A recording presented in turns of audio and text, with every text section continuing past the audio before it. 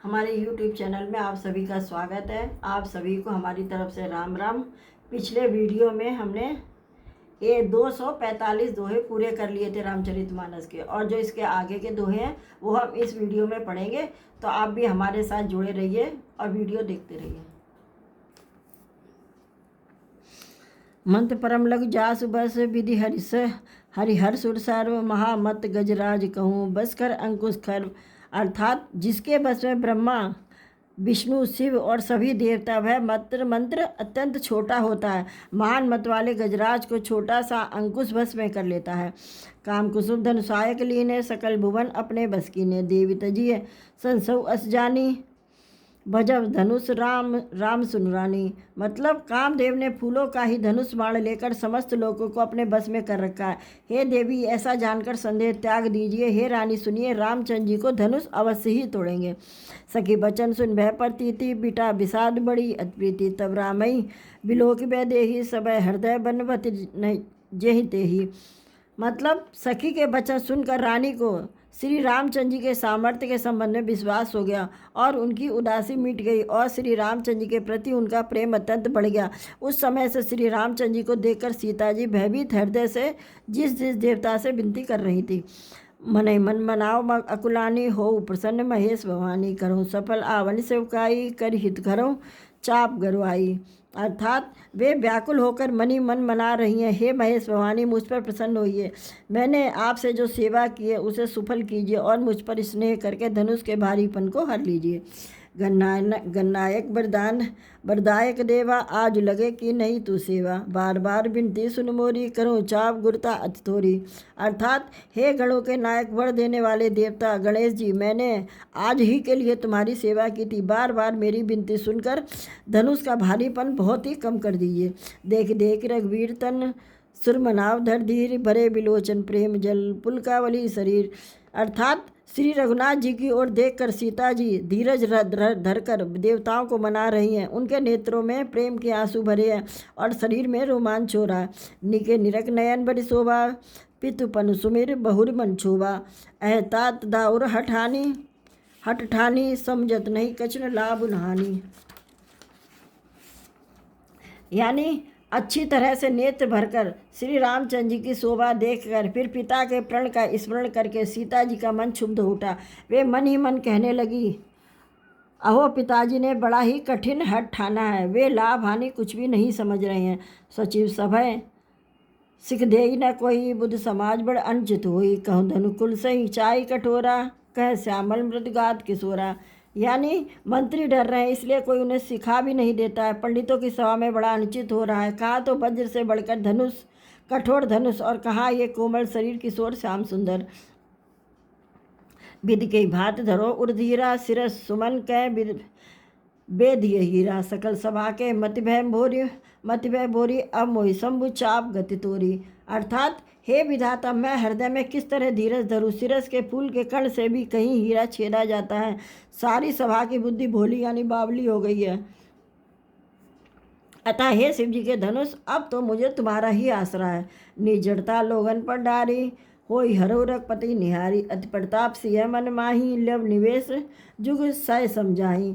यानी तुम अपनी जड़ता लोगों पर डालकर श्री रघुनाथ जी के सुकुमार शरीर को देखकर उतने ही हल्के हो जाओ। इस प्रकार सीता जी के मन में बड़ा ही संताप हो रहा है। निमेष का एक लव अंश भी 100 युगों के समान बीत रहा है। प्रभु चितई पुनि चितव मही, राजत लोचन लोल, खेलत मन सिजमीन जुग, जन बिंदु बंडल डोल। अर्थात प्रभु श्री रामचंद्र जी को देखकर फिर पृथ्वी की ओर देखती हुई सीता जी के चंचल नेत्र इस प्रकार शोभित हो रहे, मानो चंद्रमंडल रूपी डोल में कामदेव की 2 मछलियाँ खेल रही हों। गिरा अलन मुख पंकज रोकी, प्रकट लाज निशा अवलोकी, लोचन जलु रह लोचन कोना, जैसे परम कृपन कर सोना। अर्थात सीता जी की वाणी रूपी भ्रमरी को उनके मुख रूपी कमल ने रोक रखा है। लाज रूपी रात्रि को देखकर वह प्रकट नहीं हो रही है। नेत्रों का जल नेत्रों के कोने में ही रह जाता है, जैसे जैसे बड़े भारी कंजूस का सोना कोने में ही गड़ा रह जाता है। सकुच व्याकुलता बढ़ जानी, धर धीरज प्रतीत उर आने, तन मन वचन मोर पनु साचा, रघुपति पद सरोज चितु राजा। अर्थात अपनी बढ़ी हुई व्याकुलता को जानकर सीता जी सकचा गई और धीरज धरकर हृदय में विश्वास ले आई। यदि तन मन और वचन से मेरा प्राण सच्चा है तो रघुनाथ जी के चरण कमलों में मेरा चित्त वास्तव में अनुरक्त है। तो भगवान सकल उर्वासी करे मोहि रघुपर के दासी, जय के जिय पर सत्य स्नेहु सो तही मिलई न कछ संदेहु। अर्थात जो सबके हृदय में निवास करने वाले भगवान मुझे श्रेष्ठ रघुश्रेष्ठ रामचंद्र जी की दासी अवश्य बनाएंगे। जिसका जिस पर सच्चा स्नेह होता है वह उसे मिलता ही है, उसमें कुछ भी संदेह नहीं है। प्रवतन चितई प्रेम तन ठाना कृपा निदान राम सब जाना, सियई बिलो के तनेऊ धनु कैसे चितब गरुर लघु ब्याल ही जैसे। अर्थात प्रभु की ओर देखकर सीता जी ने शरीर के द्वारा प्रेम ठान लिया, अर्थात यह निश्चय कर लिया कि यह शरीर इनका ही होकर रहेगा या नहीं। कृपा निधान राम जी सब जान गए। उन्होंने सीता जी को देखकर धनुष की ओर कैसे ताका जैसे गरुड़ जी छोटे से सांप की ओर देखते हैं। लखन लखे रंक वस्मनी ताके हर कौदंड पुलक गात बोले वचन चरण चाप ब्रह्मांड। इधर उधर जब लक्ष्मण जी ने देखा कि रघुकुल मणि श्री रामचंद्र जी ने शिव जी के धनुष की ओर ताका है तो वे शरीर से पुलकित तो ब्रह्मांड को चरणों से दबाकर निम्नलिखित वचन बोले। दिसकुंज रहु कमट ही कोला धरन धरनी धर धीर न डोला, रामोच है शंकर धन तोरा हो सजग सुनि आयस मोरा। अर्थात हे दिग्गजों, हे कच्छप, हे शेष, हे बारा, धीरज धर कर पृथ्वी को थामे रहो जिसमें यह हिलने न पावे। श्री रामचंद्र जी शिव जी के धनुष को तोड़ना चाहते हैं, मेरी आज्ञा सुनकर सब सावधान हो जाओ। चाप समीप राम जब आए नर नारिन सुकृत मनाए, सब कर संसव और अज्ञानु मंद महीपन कर अभिमानु।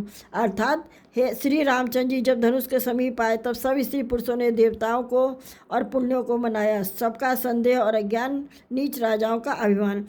बृहस्पति केरी गर्भ गरु आई सुन मुनिबिरन मुनिभर न केरी कदराई, से कर सोच जनक पछतावा रानी कर दानुन दुख दावा। मतलब परशुराम जी के गर्भ की गुरुता, देवता और श्रेष्ठ मुनियों की कातरता, भय, सीता जी का सोच, जनक जी का पश्चाताप और रानियों के दारुण दुख का दावानन। शंभु चाप बड़ बहुत ही पाई चढ़े जाई सब संग बनाई, राम बाहुबल सिंधु अपारू चहत पारू नहीं को कढ़ारू।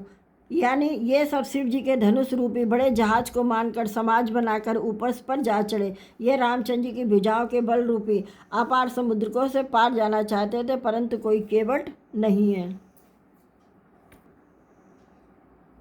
के लोग सब चित्र लिखे से देख, चितैसी कृपायतन जानी विकल विशेष। यानी श्री रामचंद्र जी ने जब लोगों की ओर देखा, उन्हें चित्र में लिखे हुए से देखकर कृपाधाम श्री राम जी ने सीता जी की ओर देखा, उन्हें विशेष व्याकुल जाना। देखी विपुल विकल वह देही निमिष बिहात कलप समते ही, त्रिशत बार बिन जो तनु त्यागा मुए करस का सुधा तड़ागा। अर्थात उन्होंने जानकी जी को बहुत ही विकल देखा, उनका एक एक क्षण कल्प के समान बीत रहा था। यदि प्यासा आदमी पानी के बिना शरीर छोड़ दे तो उसके मर जाने पर अमृत का तालाब भी क्या करेगा।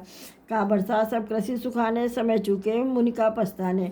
अजय जय जानकी देखी प्रभु पुल के लक प्रीत विशेषी। अर्थात सारी खेती के सूख जाने पर वर्षा किस काम की, समय बीत जाने पर फिर पछताने से क्या लाभ। जीव में ऐसा समझ कर श्री रामचंद्र जी ने जानकी जी की ओर देखा, उनका विशेष प्रेम लख कर वे पुलकित हो गए। गुरे प्राम मनई मन की ना अति लाघव उठाई धनुली ना, दम के दामन जिम जब लयऊ पुण्य नव धनु मंडल में सब भयऊ। अर्थात मनी मन उन्होंने गुरु जी को प्रणाम किया, बड़ी फुर्ती से धनुष को उठा लिया, तब उसे हाथ में लिया और वह धनुष बिजली की तरह चमका और फिर आकाश में मंडल जैसा मंडलाकार हो गया। ले चढ़ावत खेचत गाड़े काहू न लगा देख सब ठाड़े, तई छन राम मध्य धनु तोरा भरे भुवन धुनि घोर कठोरा। अर्थात लेते चढ़ाते और जोर से खींचते हुए किसी ने नहीं देखा। अर्थात ये तीनों काम इतनी फुर्ती से हुए कि धनुष को कब उठाया, कब चढ़ाया, कब खींचा, इसका किसी को पता ही नहीं लगा।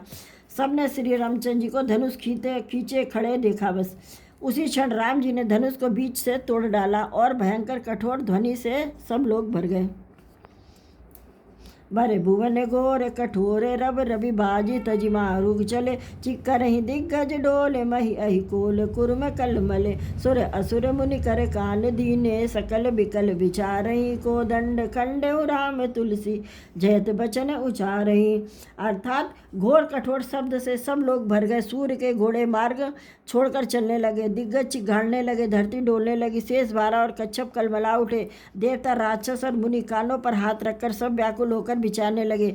तुलसीदास जी कहते हैं, जब सबको निश्चय हो गया कि श्री रामचंद्र जी ने धनुष तोड़ डाला है, तब श्री रामचंद्र जी की जय जयकार बोलने लगे। इस वीडियो में रामचरितमानस के हमने 5 दोहे पढ़े थे, यानी कि आज तक के हमारे 260 दोहे इसमें पूरे हो गए हैं। और जो इसके आगे के रामचरितमानस के दोहे चौपाई हैं वो हम अगले वीडियो में पढ़ेंगे। आप सभी को हिंदी में साथ ही साथ में समझा रही हूँ, इससे कि आपको अच्छी तरह से समझ में आ जाए। और आप सभी हमारे चैनल को सब्सक्राइब कीजिए, कमेंट कीजिए आपको हमारा वीडियो कैसा लग रहा है। तो चलिए अब हम मिलेंगे अगले वीडियो में, तब तक के लिए आप सभी को हमारी तरफ से जय श्री राम।